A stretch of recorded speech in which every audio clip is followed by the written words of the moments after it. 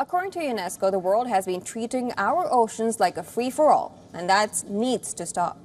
According to UNESCO's Executive Secretary, climate change is disrupting life in our oceans, which are being harmed by pollution, then, of course, acidification and a loss of biodiversity.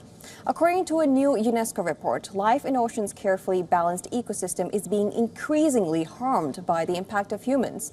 According to UNESCO, the rate of ocean warming has doubled in 20 years, and the rate of sea level rise has doubled in 30 years.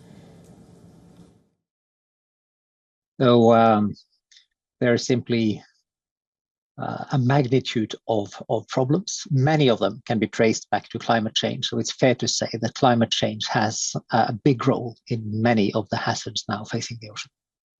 According to the report, 2023 has seen the highest increases in the rate of warming since the 1950s. It says while the Paris Agreement's pledge to keep global warming below 2 degrees Celsius above pre-industrial levels, ocean temperatures have already increased by an average of 1.45 degrees Celsius.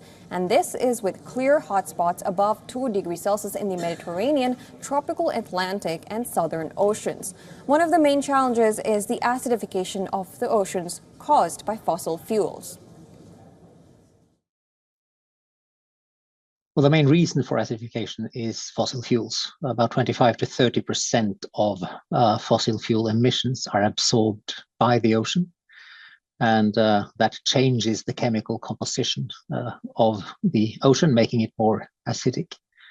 And the ocean is by now about 30% more acidic than at pre-industrial times, and that percentage is said to be 170% by 2100, unless we are able to change course.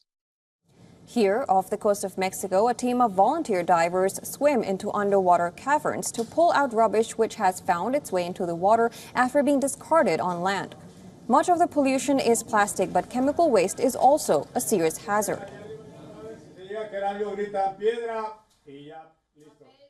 Pollution is a dramatic problem, not only plastic pollution, which we all sort of relate to because it's something we surround ourselves with in the daily life, but also nutrient pollution, runoffs from agriculture, from chemical industries, from wastewater, that really sucks oxygen out of the water.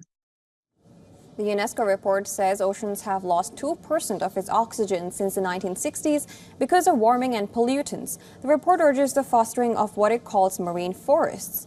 These are mangroves, seagrass plains, and tidal marshes which act as carbon sinks. The UNESCO report says these hold 5 times more carbon than the forests on land, but not enough is being done to save them. But UNESCO says nearly 60% of countries globally don't include marine forest restoration in their climate action plans to cut emissions and adapt to climate change.